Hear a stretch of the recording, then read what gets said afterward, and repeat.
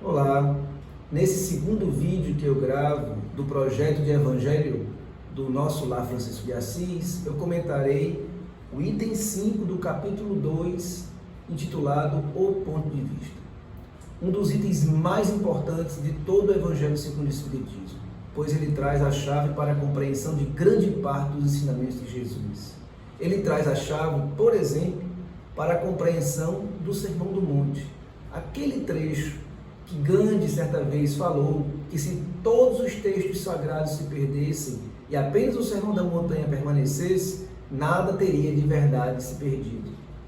Pois bem, só compreende o conceito de bem-aventurado trazido por Jesus no Sermão do Monte aquele que observa a vida com a certeza de que é um espírito imortal, aquele que vivencia a encarnação com a certeza plena de que é um espírito imortal.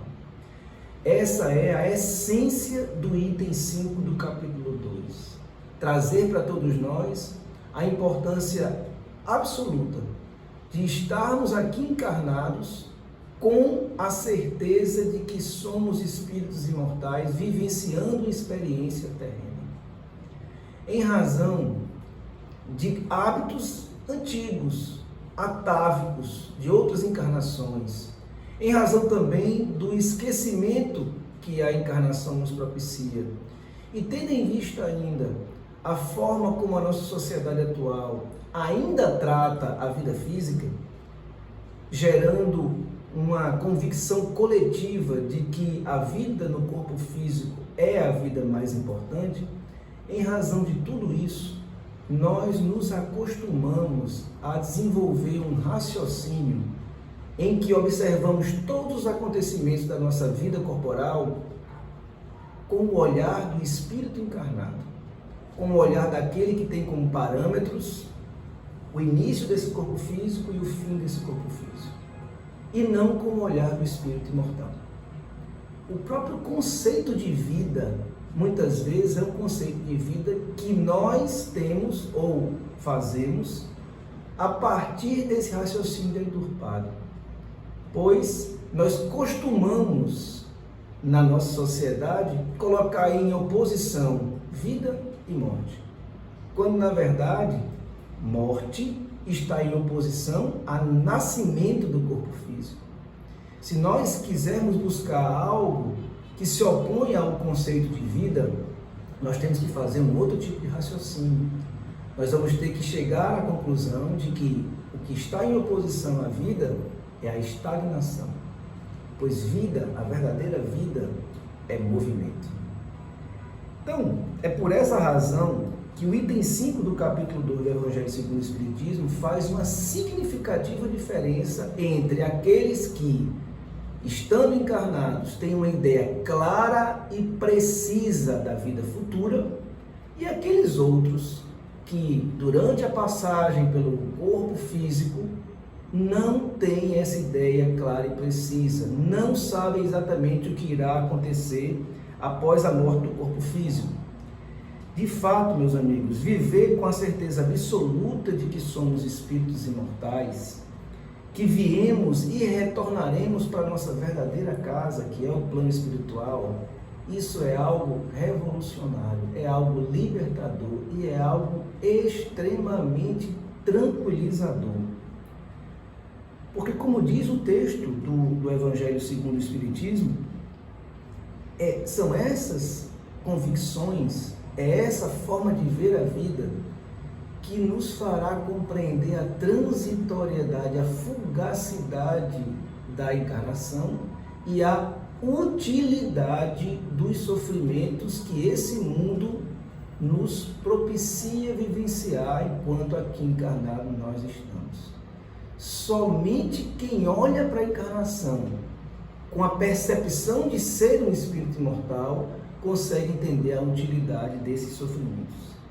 Por exemplo, quando nós vamos conversar com uma pessoa enferma, que está constrangida e muito limitada por alguma dor intensa que está vivendo, nós traçamos um raciocínio com ela de que vale a pena para ela se libertar daquela dor o tratamento. vale a pena a picada da injeção, para que ela possa, após a injeção, ter suavizada aquela intensidade na dor e voltar assim a ter uma vivência nos seus dias mais alegre, mais tranquila.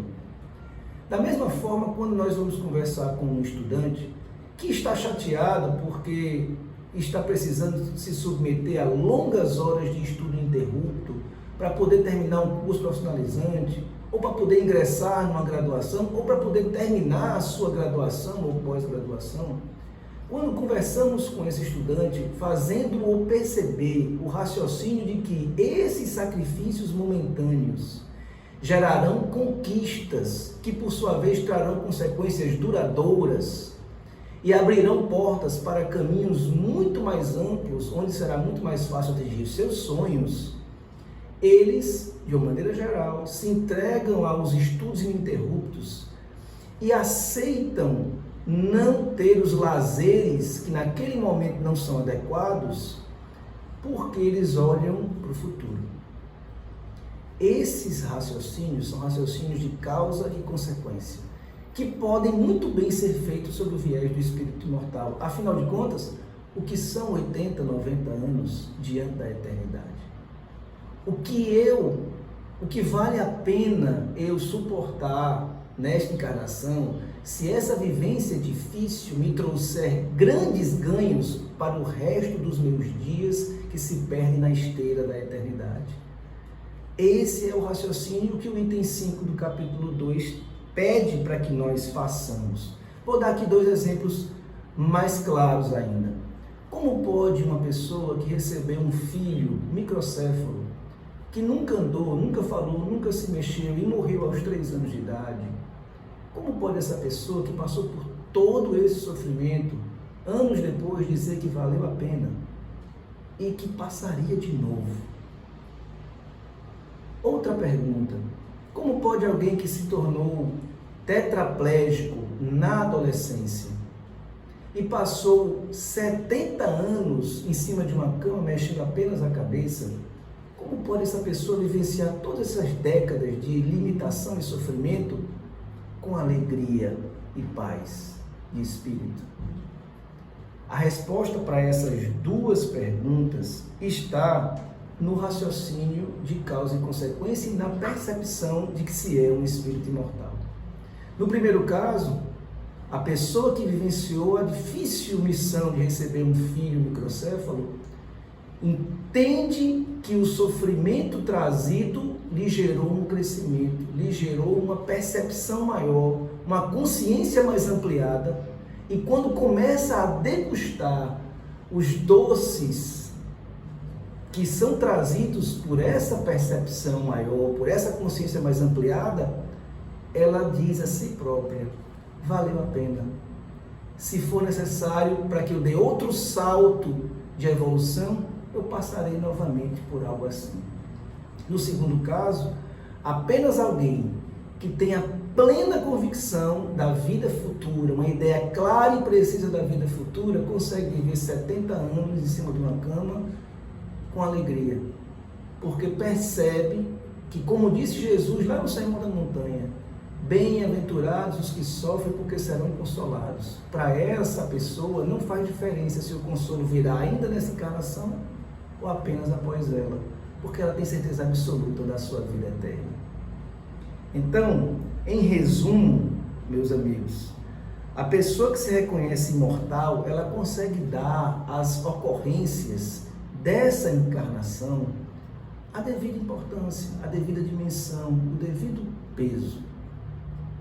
A pessoa que se reconhece imortal, ela nem se deslumbra por uma conquista terrena, que aos olhos do espírito imortal se lhe afigura como pequena, mas ela também não se afunda diante de uma dificuldade que esse mundo traz, que ele sabe ser uma dificuldade fugaz, passageira e que tem uma utilidade se for bem aproveitada.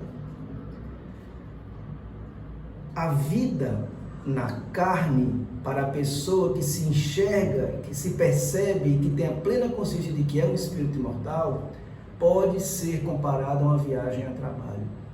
Uma viagem em que eu saio da minha verdadeira casa para passar um tempo em algum lugar onde eu vou aprender, onde eu vou prestar um serviço importante, realizar um trabalho que me é necessário.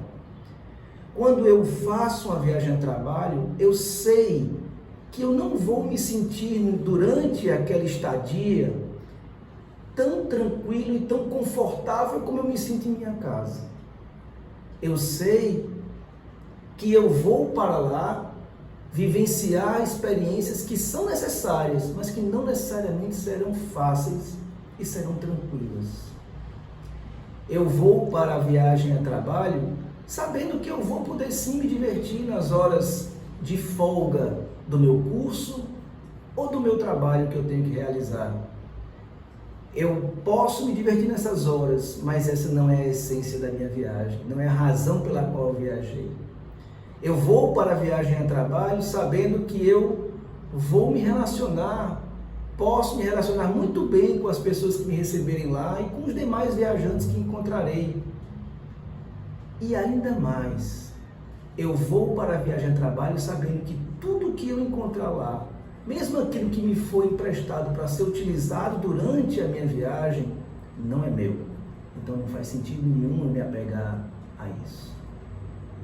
Quando a gente volta de uma viagem como essa, se a percepção, o sentimento é de que eu perdi tempo, é de que eu não aproveitei nada, é de que o curso não valeu a pena, é de que eu sequer deveria ter ido, isso é muito ruim.